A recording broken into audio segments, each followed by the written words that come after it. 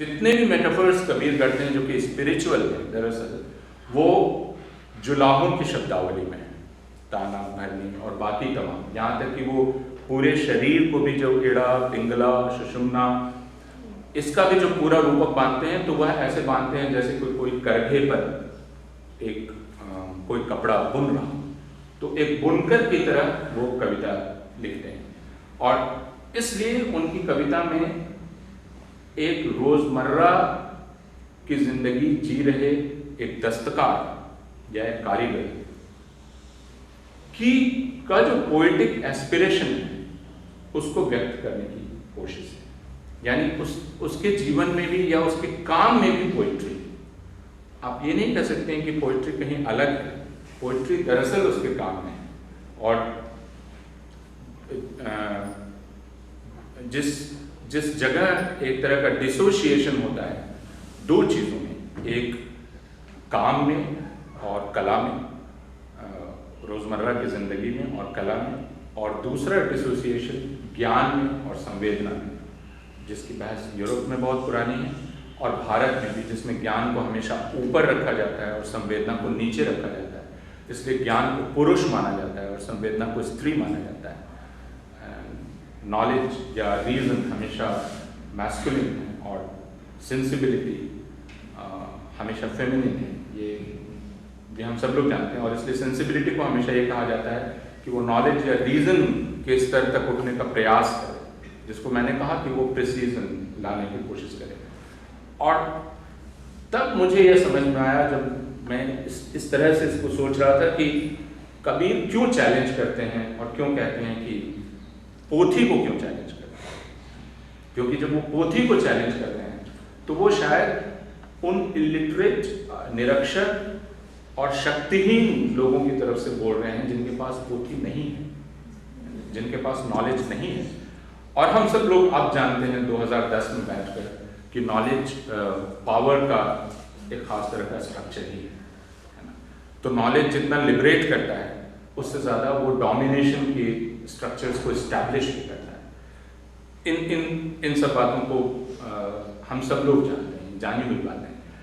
लेकिन ये कितने दिलचस्प तरीके से एक व्यक्ति जो इन सारे डिस्कोर्सेस को नहीं जानता था, वो एक पोएटिक डिस्कोर्स में रखने की कोशिश कर रहा है, जब वह ज्ञान के सामने संवेदना को प्रस्तावित कर रहा है। और वो ये कह रहा है कि आप पोथी पढ़ पढ़ के मर जाइए, कुछ नहीं होगा, लेकिन अगर आप ढाई अक्षर प्रेम का पढ़ लें तो आप दुनिया को बदल सकते हैं। इस यानी प्रेम को उतना ही पावरफुल मानना जितना कि ज्ञान है, ये मुझे लगता है कबीर का एक क्रांतिकारी आविष्कार है, या स्वयं जनता का क्रांतिकारी आविष्कार है, जिसमें वो प्रेम को ज्ञान के सामने, और अगर ज्ञान हटा दें तो सत्ता के सामने वह रखता है। जब मैं द्विवेदी जी को पढ़ रहा था तो उन्होंने कबीर को लेकर, कबीर के बहुत सारे टेक्स्ट, जैसे मैंने कहा कि कबीर इसकी आज़ादी देते हैं कि आप भी कबीर लिख सकते हैं, हम भी कबीर लिख सकते हैं, तो इसमें बहुत सारे टेक्स्ट हैं। उसमें से एक पाठ का, एक रचना का उन्होंने जिक्र किया जिसमें यह लिखा गया है कि कबीर मोहनदास बन के जन्म लेंगे। मोहनदास यानी मोहनदास करमचंद। तो आप जानते हैं कि कौन लिख रहा है, ये जनता ही लिख रही है, जो कह रही है कि कबीर दरअसल गांधी बनकर जन्म लेंगे। लेकिन मुझको ये बहुत दिलचस्प कल्पना लगी कि कबीर गांधी बनकर जन्म लेंगे।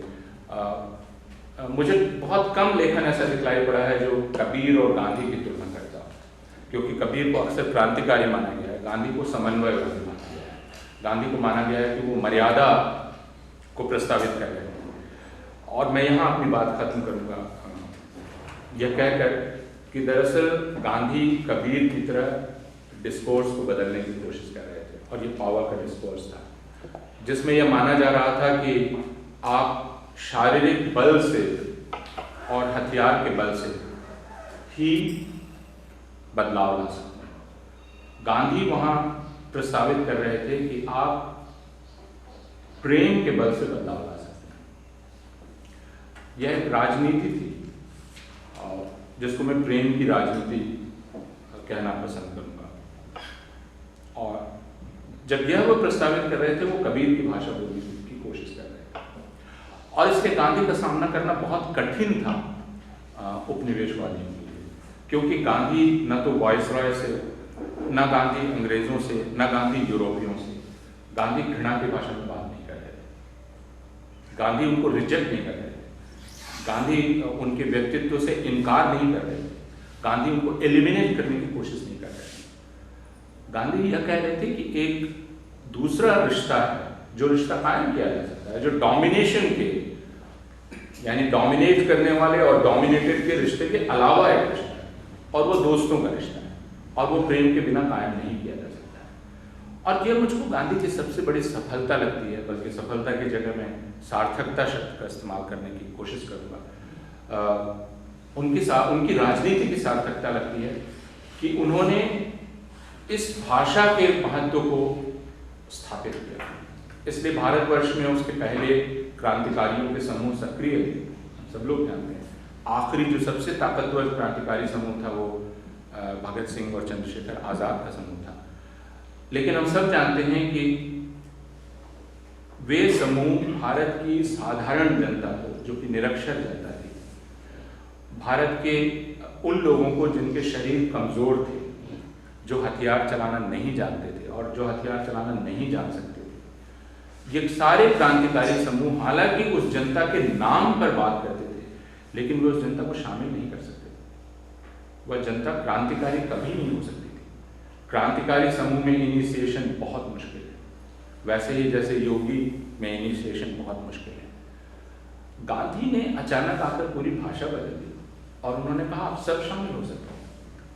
इसलिए जो समूह छोटे समूह थे, षड्यंत्रकारियों के समूह थे, और उसमें शामिल होने के पहले आपको शक और शुबहे की बहुत सारी परीक्षाओं से गुजरना पड़ता था, बल्कि उसमें रहते हुए भी आपको हमेशा शक के दायरे में रहना पड़ता था, क्योंकि आपके ऊपर निगाह रखी जाती थी कि क्या आप उस कठोर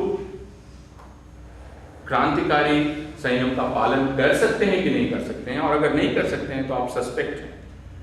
आप अगर कार्रवाई में हिस्सा नहीं ले सकते हैं, यानी अगर कोई एक एक्शन प्लान किया गया, आपने वॉलंटियर नहीं किया, जिस वक्त आपने वॉलंटियर नहीं किया उस वक्त आप वीक हुए और उस वक्त आप सस्पेक्ट भी हुए। गांधी ने ऐसी कोई शर्त नहीं रखी। गांधी ने दो शर्तें रखी, वो ये कि क्या आप अपने ऊपर भरोसा कर सकते हैं, और अपने ऊपर भरोसा करने का मतलब जिसको हमने गांधी फिल्म में देखा है और न जाने कितने फुटेज में देखा है।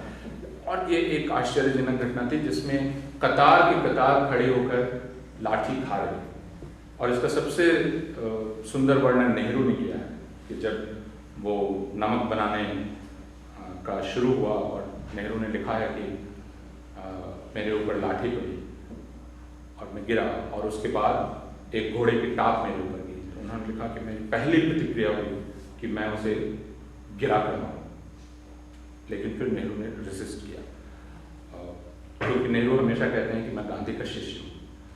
तो यह कि आप अपने ऊपर भरोसा कर सकते हैं।